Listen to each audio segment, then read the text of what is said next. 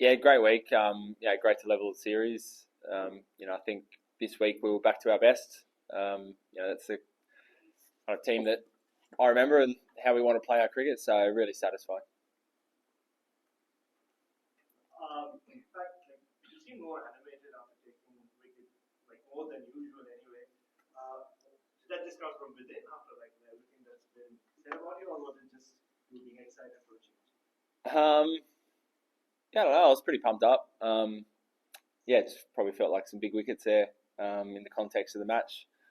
Especially, pink ball feels like the margins to be quite small. So maybe, just pretty excited. More so than normal. That's it. It wasn't anything else. Have you reflected on that? Just the energy around the team that you just said earlier. How you played in a way that you want this team to play. I think being one down, no doubt there's a little bit more on it, trying to level up the series, and you get a bit more pumped up for wickets. But I don't know. It's a big series. Every test match is big. Every wicket's pretty big. So I was pretty pumped out there. How do you compare your performance from the last test to the year back? Like personally? Yeah, before. To be honest, I don't think it was heaps different. Obviously more wickets fell my way this week. Last week, I was pretty happy with how I bowled overall. The scoreboard can look different week to week. Rhythm felt good this week, and happened to find a few more wickets. And just a word on the bowling unit as well, Stark and Bowl have great big ball records, and no surprise they did that again. A word on those two boys this week. Yeah, it was amazing. Some of the talk this week was around, do we have enough bowling? And, particularly that day one, I thought it was a Herculean effort from, Starkey and Scotty. It was hot. It was, close to 40 degrees out there, humid. And, basically just kept rotating the bowlers and bowling all day. So huge effort from those guys. Showed their class. I feel very lucky as a captain to have those guys. And then having some Lino who we didn't even need to call on. Feels like we've got lots of, I've got a lot of tools at my disposal, so I feel very lucky. You were 1-1, I think, against India in the last couple of weeks.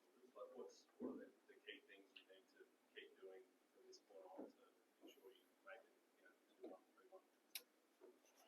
3-1? I don't think it's too different to last week. You want to gather a few lessons that you learnt now that you've seen them, another week. And some of them, you might want to change a few things that didn't quite work out, and others feel like you've had a good look at some bowling plans, some batting plans, and marry that up with what your strengths are as a player. So that's all the conversations the gather will be, which was the same leading to here. What do we look like at our best as a team, as individuals, and go from there. And just one on Siraj and Travis Stanley.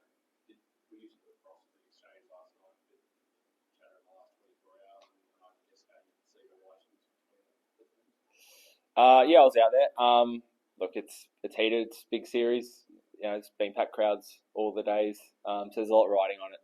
I think the umpire stepped in pretty quickly, and that was the end of it. How much of a luxury is it trapping that middle over there, doing what he does regularly? Yeah, it's great. When he walked out, feels like every time he walks out, the game's kind of in the balance, can go one of two ways, and within the space of a session or so, he really took the game out of their hands. Just puts the pressure right back onto the opposition, hits into weird areas. If he feels like there's a small opportunity, he'll up the ante and again take the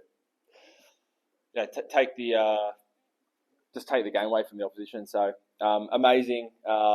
He's done it time and time again for us in many different formats, and he's super impressive. For sure. It's always exciting. You have to watch when Trav's batting. There's always something going on. He's all over the crease. He's flaying balls through, the offside from off stump. Again, like a lot of the other players, so lucky he's on our side, because as a captain, I wouldn't know how to bowl to him, how to set field to him at the moment.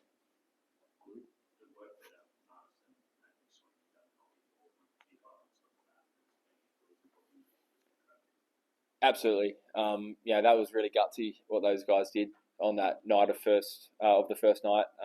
You look back to Perth, it's those small moments that if you win them, suddenly you wake up the next day and it's a different day. So I think that was a really good lesson. That was super gutsy to get through that period, and it meant that some of the other guys later on could cash in.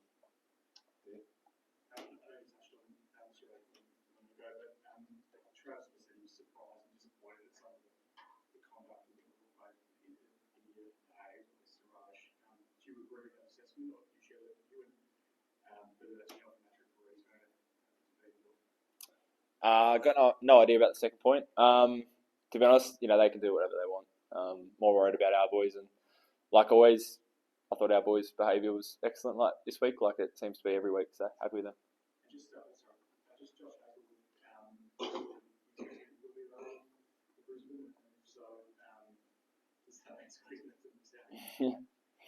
Potentially.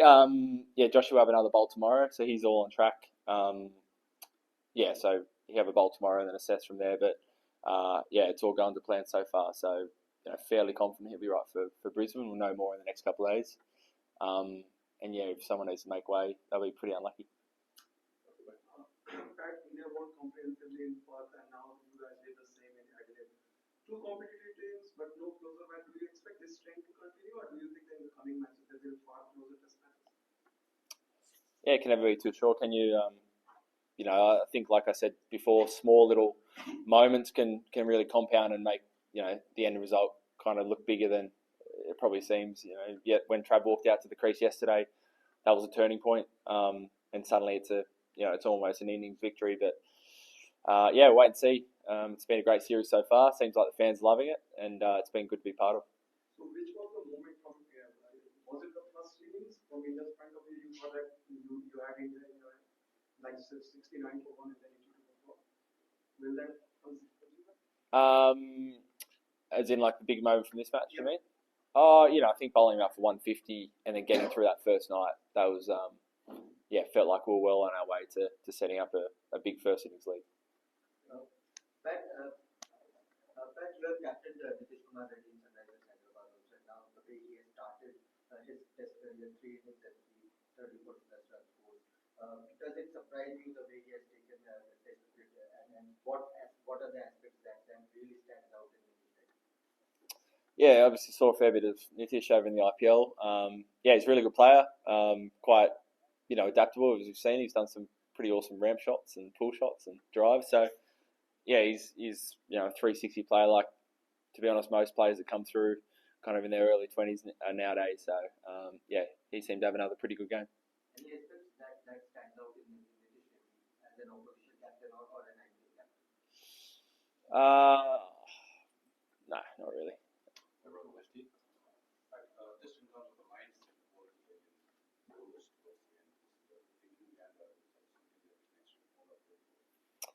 look, potentially it felt like that was our best way to take wickets for as least amount of runs as possible. Regarding the Siraj and this, Rohit Sharma said the same thing what you said. It's like it's in the moment. So what's the role of the captains in this to sort of, both of you have doused it, said what it is. But that's your thing. If your teammate, let's say, comes next time, 2 days' time, and he's asked, obviously he'll be asked a question. So do you tell Philip Racino to let this go? Or you just let go the teammate's answer on them? What's your, how do you put a handle on this particular interest? Look, I think if as a general rule, you normally let the boys be themselves. If you ever need to step in and intervene, as captain I would. But as I said, for our group, I never really felt like I've needed to do that. Out of the field. I mean, when they come out to the press, let both you. Rohit said the same thing that you said. Are you okay with the teammate coming to press and let's say, I didn't like what Siraj did? Or would you say, just let this go? Or how to handle the situation in the field? I'll handle. Look, Travis Head's vice captain of the team, so he's a big boy. He can talk for himself.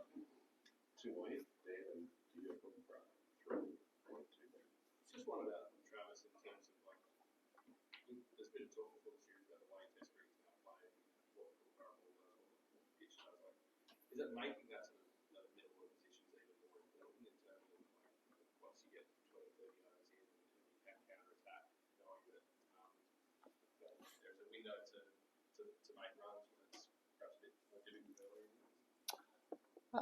Maybe. I don't think it's new. You've had people like Gilchrist 20 years ago used to play that role, but you've also had opening batters like Davey Warner who's played that role. So I think everyone goes about it a little bit differently.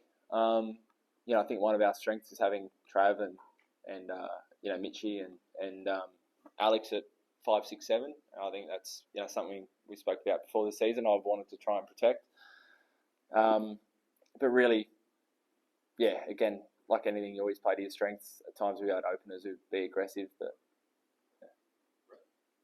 but just the fact that the big break between the first and second test, you guys about 134 overs. Finally, bore them out in 80 overs across both innings with the short gap. Like, does that give you the confidence with the fact that you're fresher going into the gap?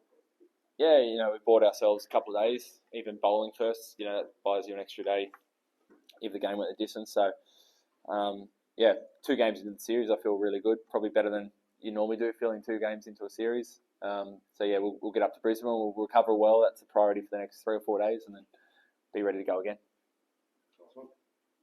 I just want to ask about that Siraj thing only, that when Travis was going out, you were also having a word with Siraj, and he wasn't looking very happy with that.